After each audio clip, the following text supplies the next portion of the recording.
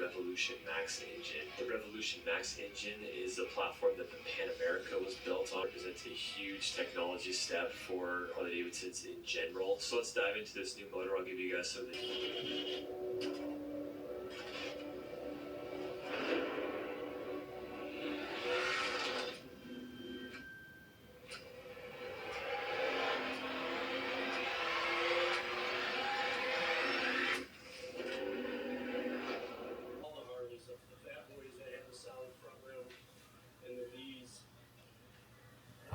they catch the wind a little bit, a little more than I would like.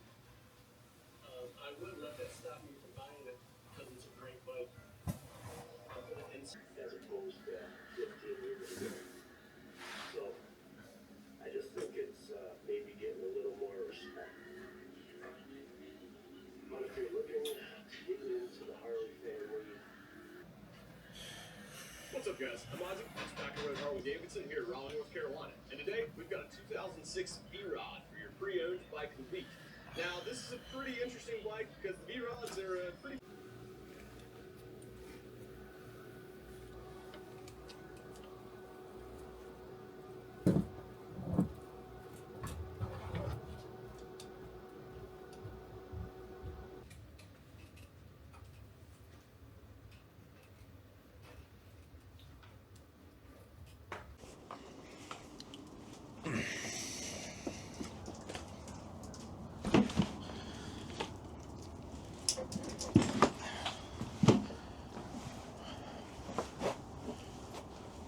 Time to review some gear. Alright, hopefully you guys like that little intro video. Trying to do some things different. Yeah, just trying to have a little bit more fun with it. Up the production quality up a little bit. Obviously, I'm working half here, but making it work. Check this out. It's a beautiful day out. Just gorgeous. It's like 70-something degrees out. I mean, I'm obviously you see I'm out here in shorts. Oh man, what a day to be riding. If I could. Anyways, let's get down to business. So let's start with the helmet. Helmet held up pretty well. Definitely a lot better than I thought it was going to be, considering the accident. Guess we'll start from the back. You know, there's a little bit of damage here. Scuffs there, top of the head. You know, it's just scrapes really. Nothing completely broke off. The only thing that cracked was right there. Top of the helmet over here is pretty good. See a little scrape right there, and then really what saved me, I guess, is on the sides of the visor. If it picks it up, it's kind of hard to see, but definitely a lot of scrapes there. Over here, I think was the worst of it, and yeah, that would have been my face. Glad that definitely helped. And the Cardo. Honestly, I think the Cardo would still work. It only really separated from in here, and I would have to replace the speakers. This is the foot that caught the most damage, my left foot. This was not like this, though. They cut it after, you know, to get my foot off and everything after in the ambulance. So, you know, there's a lot of damage here. Obviously, when this was taped up, that was the hole it kind of cut through. Honestly, I'm pretty disappointed on these. The XTM fiber, I'm assuming this is the layer for the fiber. It's supposed to be, you know, aramid, so Kevlar type stuff. It didn't hold up like I thought it was going to. Not like what we look at over there on the top and the bottom. The cross section you can see right there. It's like, I think that's the aramid fiber, and then obviously the foam, and then the exterior material. But yeah, it really didn't hold up like I thought, at least on that side. But I love these boots, man. They're so comfortable. They're very flexible. They look sick. I think I might get them, even though the most painful bit of all of this was my foot. Man, they look so good. And you know, the right side did fine, but I don't know. We'll see what happens. All right, next we're gonna go over the glove. That's right, one glove. I don't know what happened to the last one. I guess it just flew off, which I'll show you. These are Alpine Stars MX, probably some number after it. You know, they're really comfortable, very breathable, and they look sick, but I'm not gonna get these again. I love the look out of them. Honestly, I always love the look out of them. They just didn't hold up, so let's kind of get into it. The major thing here was my thumb. it went right through. This was, I mean, I kind of obviously, I didn't really think about it, but I mean, this was just a mesh. So there's really no protective material there. Down this side, you know, nothing really got through my palm or anything like that. Thankfully, it looks like it's, you know, there's two different type of materials here, and this is like extra padding here. No palm sliders or anything like that, and then leather on the fingers and everything here and the bottom side. But yeah, it wore right through there, and looks like it was gonna wear through my pinky. It did. So yeah, they didn't perform. But the main thing that happened with these is this came right off. This is the only thing that secures you to your wrist, and the Velcro's, I mean, this strip is terrible. It always flies off. So I think that's what happened. My wrist kind of just, this thing came off, and then whatever happened, my hand flew right off, or the glove flew right off the hand. So I have some new ones I'm looking at in white. It looks sick, so stay tuned for that. And let's get into the major stuff, right? So we'll start with the pants, which is definitely the worst bit of it. They're all cut up here.